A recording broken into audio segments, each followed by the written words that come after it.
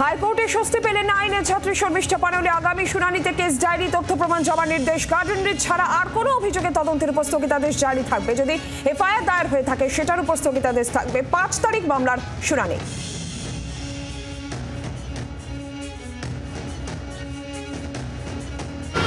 পাকিস্তানের হয়ে চরবৃত্তি করার অভিযোগে এখনো পর্যন্ত যাদেরকে গ্রেপ্তার করা হয়েছে তাদের মধ্যে অধিকাংশকেই হানি ট্র্যাপ করা হয়েছে, এমনটাই তদন্তকারীরা মনে করছেন।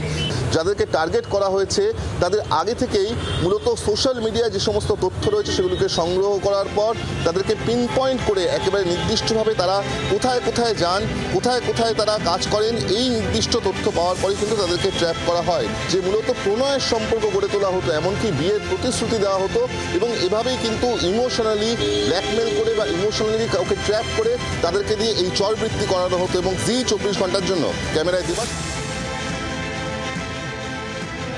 ভারত পাক সংঘর্ষের আবহে চিন্তায় হানি ট্র্যাপ। আপনি আবার হতে পারেন হানি ট্র্যাপের শিকার।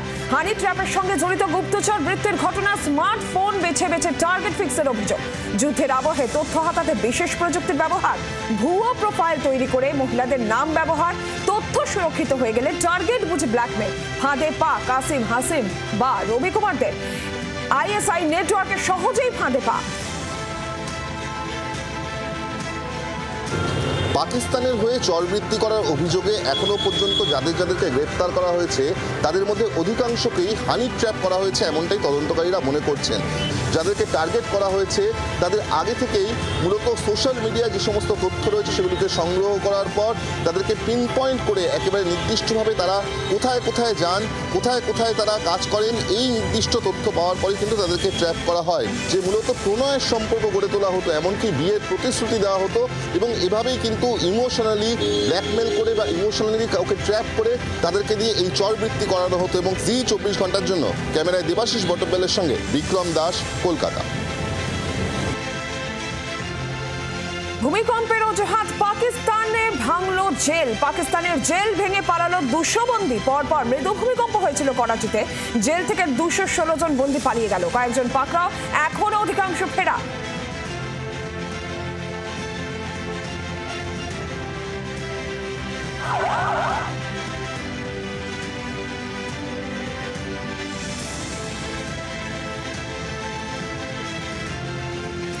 সংসদের বিশেষ অধিবেশনের দাবিতে এককাট্টা বিরোধীরা সংঘর্ষ বিরতি নিয়ে প্রশ্ন। বিরোধীদের সংঘর্ষ বিরতিতে ট্রাম্প হস্তক্ষেপ নিয়ে প্রশ্ন। সিডিএস এর যুদ্ধ বিমান ক্ষয়ক্ষতি নিয়েও প্রশ্ন। অপারেশন সিঁদুর নিয়ে বিশদ তথ্যের দাবি। পাকিস্তানের বিরুদ্ধে আর কি পদক্ষেপ, সরকারের কাছে জবাব চাইছে বিরোধীরা।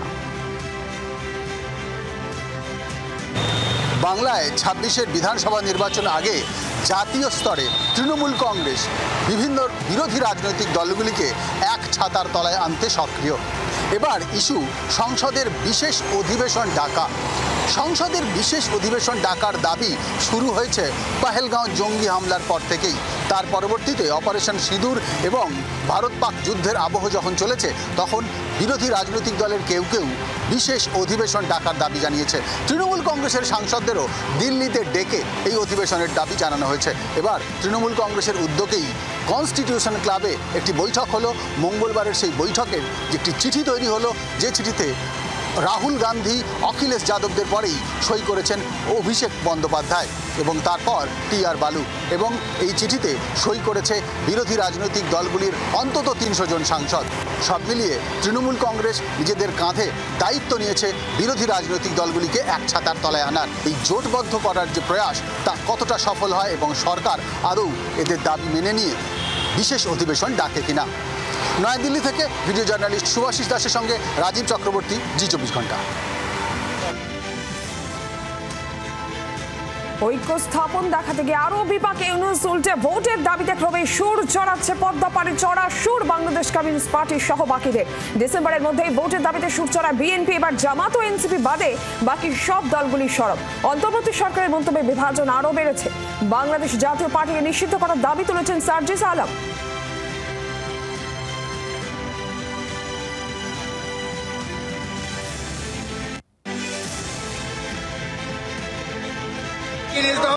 এবং বিচারকে দৃশ্যমান করতে হবে। বন্দর এবং করিডোর, সামরিক করিডোর দেওয়ার যে চক্রান্ত, সেগুলো বন্ধ করতে হবে। এটাই অন্তর্বর্তীকালীন সরকারের দায়িত্ব না।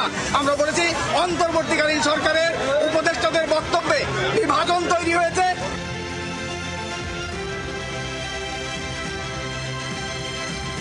কলকাতার কাছে নৃশংস ঘটনা, ভাইরাল ভিডিও। মোবাইল চুরি করার অভিযোগে নৃশংস অত্যাচার, এক কিশোরকে ঝুলিয়ে রাখা হয় বলে অভিযোগ।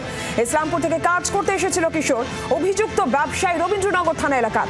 কিশোরকে অত্যাচারে অভিযুক্ত ব্যবসায়ী বেপাত্তা সোজাভাবে টাঙিয়ে কারেন্ট শক দেওয়ার অভিযোগ। রবীন্দ্রনগর থানায় অভিযোগ দায়ের পরিবারে। আজ থেকে মোটামুটি এক দেড় মাস আগে ওর দুজন ভাইকে আমাদের এই পাড়ার যারা মারেছে আসামি যারা, ওরা এখান থেকে নিয়ে গেছে কাজ করার সূত্রে, যে কিছু মাস তো হয়ে গেল, কিছু টাকা দেন, মাইনের টাকাটা পাঠিয়ে দেন। তো ওরা টাকা কিন্তু দিবে না। টাকা না দেওয়ার ওইটাই, এই জিনিসটাকেই কেন্দ্র করে ওরা করলো। একটা মোবাইল চুরি হলো, মোবাইল চুরি হয়েছে, কে করেছে কে না করেছে, কিন্তু আমার ওই কাকার ছেলেটাকেই ধরে নিল, ওই যাকে মারেছে। কালকে যখন ভিডিওটা ভাইরাল হলো, তারপরে আমরা খবর পেলাম যে এরকম এরকম হয়েছে। তারপরে ফোন টোন করছি, ওদের বাড়িতে গেলাম, আসামিদের বাড়িতে কেউ নাই। তখন তো ওই ছেলেটা কিছু বলতে পারেনি। যখন আমাদের লোককে দেখলো, তারপরে সব কথা খুলে বলে দিল, এরকম এরকম হয়েছে, এরকম এরকম করেছে, মারেছে। ওরা উল্টো করে কারেন্ট শট দিয়ে মারেছে।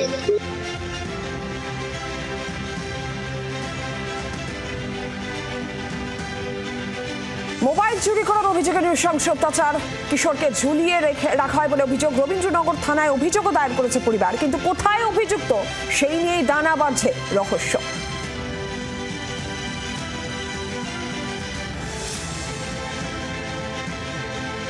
বোলপুর থানার আইসি পর বিক্রমজিৎ শাহকে তলব, কেষ্টর হয়ে সওয়াল করে দলের তোপে বিক্রমজিৎ শাহকে জিজ্ঞাসাবাদের জন্য তলব। আগামীকাল 10টার মধ্যে থানাতে হাজিরার নির্দেশ। বিক্রমজিৎ শাহের বাড়িতে নোটিশ দিয়েছে পুলিশ। বিক্রমজিৎ শাহকে ইতিমধ্যে সাসপেন্ড করেছে টিএমসিপি। অনুব্রত মণ্ডলের ক্ষেত্রে নমনীয় ভূমিকা, এবং সেক্ষেত্রে দাঁড়িয়ে দলের তরফে দেখা গেল বিক্রমজিৎ সাহের ক্ষেত্রে কড়া ভূমিকা। ফলে সে জায়গায় দাঁড়িয়ে প্রশ্ন, পুলিশের তরফ থেকে ডেকে পাঠানো হয়েছে বিক্রমজিৎ সাউকে, ইতিমধ্যেই নোটিশ দেওয়া হয়েছে এবং আগামীকালকে তাকে শিউড়ি থানায় হাজিরা দেওয়ার নির্দেশ দেওয়া হয়েছে। কিন্তু প্রশ্নটা সেখানেই তুলছে বিরোধীরা, তাহলে কি বিক্রমজিতের ক্ষেত্রে যেমন দল ভূমিকা পালন করেছে, কোথাও কড়া কোথাও নমনীয়, ঠিক সেভাবেই পুলিশও কি বিক্রমজিতের ক্ষেত্রে এই একই জিনিসই প্রয়োগ করবে? পুলিশ প্রশাসনও কি আদতেও বিক্রমজিতের বিরুদ্ধে কড়া মনোভাব দেখাবে, না সেক্ষেত্রে দাঁড়িয়েও নমনীয় মনোভাব দেখাবে? এই প্রশ্নই কিন্তু এখন ঘুরপাক খাচ্ছে। পাশাপাশি আগামীকাল আদতেও বিক্রমজিৎ সাউ হাজিরা দিচ্ছে কি দিচ্ছে না, সেটাও কিন্তু দেখার বিষয়। ক্যামেরায় সম্রাট ভান্ডারীর সাথে প্রসেনজিৎ মালাকার, জি 24 ঘন্টা।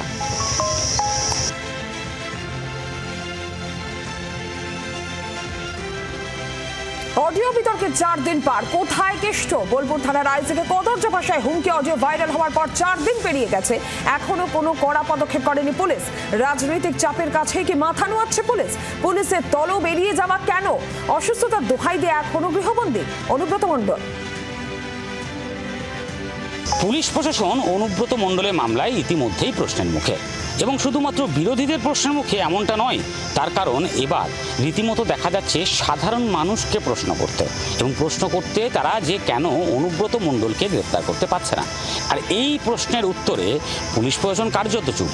ফলে সে জায়গায় দাঁড়িয়ে আগামী দিনে, এরপরে বিরোধীরা বলছে আগামী দিনে পুলিশ প্রশাসন যেখানেই যাবে এমন প্রশ্নেরই সম্মুখীন হতে হবে, যদি না অনুব্রত মণ্ডলের ক্ষেত্রে কড়া ভূমিকা না দেখা যায় পুলিশের। ফলে সে জায়গায় দাঁড়িয়ে এই এত প্রশ্নের মুখে দাঁড়িয়ে পুলিশ প্রশাসন কোন পথে এগোয়, সেটা কিন্তু অবশ্যই দেখার বিষয়।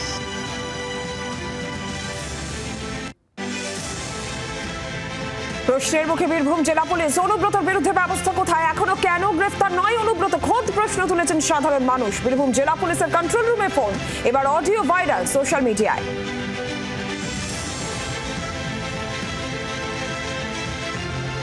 হ্যাঁ বলছি, অনুব্রতদা কি হলো, অ্যারেস্ট করলো লাস্ট পর্যন্ত?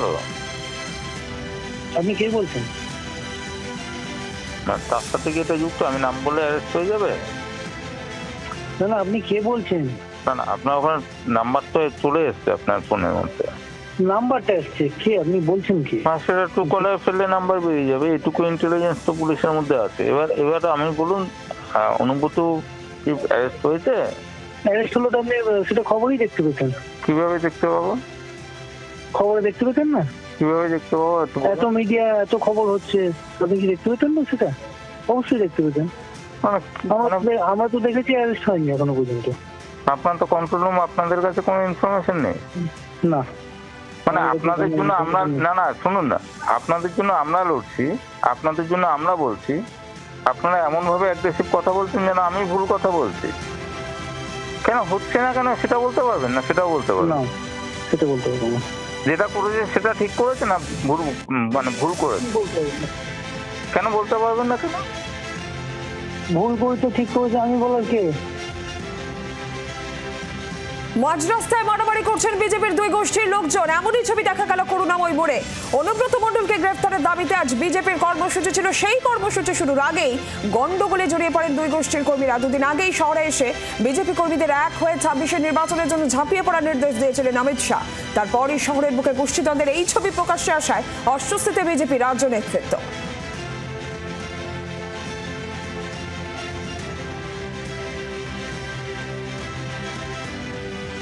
এসএসসি পরীক্ষার বিজ্ঞপ্তি প্রকাশের পর আবার জট।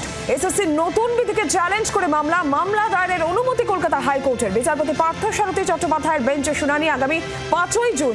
কলকাতা হাইকোর্টের শুনানি। নতুন বিধি সুপ্রিম কোর্টের নির্দেশের পরিপন্থী এই দাবি করা হয়েছে মামলায়।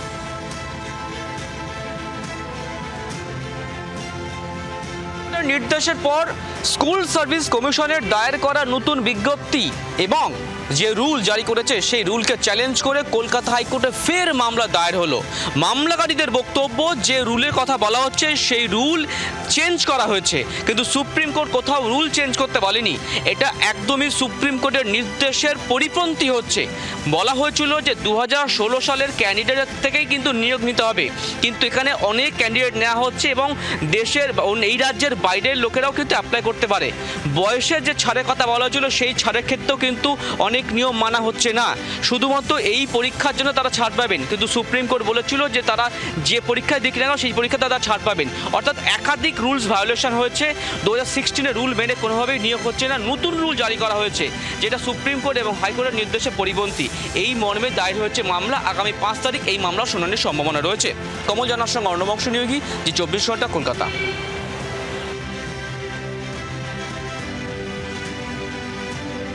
শুধু চাকরিহারা গ্রুপ সি এবং গ্রুপ ডি কর্মীদের সাহায্য কেন? রাজ্যের সিদ্ধান্তকে চ্যালেঞ্জ করে কলকাতা হাইকোর্টে মামলা। কলকাতা হাইকোর্টে দায়ের হলো 4টি মামলা। শুধুমাত্র চাকরিহারারা কেন পাবেন ভাতা? একটা অংশকে কেন এই বাড়তি সুবিধা? প্রশ্ন মামলায়।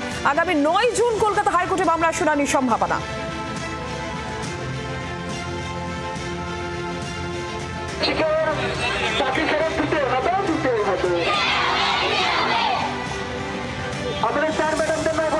পথে নামলো চাকরি ফিরে পেতে লড়াই চলছে শিক্ষকদের। এবার চাকরিহারা যোগ্য শিক্ষক শিক্ষিকাদের জন্য পথে নামলো ছাত্রছাত্রীরা। মঙ্গলবার মুর্শিদাবাদের বেলডাঙ্গায় দেবপুর হাই স্কুলের ছাত্রছাত্রীরা হাতে প্ল্যাকার্ড নিয়ে স্কুলের গেটে বিক্ষোভ দেখায়। তাদের দাবি বাতিল হওয়া যোগ্য শিক্ষক শিক্ষিকাদের চাকরি ফেরত দিতে হবে।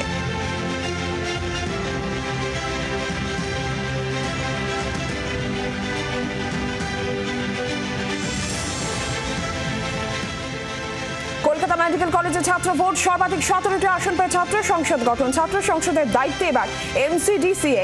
20টির মধ্যে 20টি আসনে প্রার্থী দেয় ডিএসও। 1টি আসনে জয় পেয়েছেন ডিএসও প্রার্থী। ব্যক্তিগতভাবে লড়ে 2টি আসন পান 2 জন। আরজিকর আন্দোলনের ফল কি মিলল না?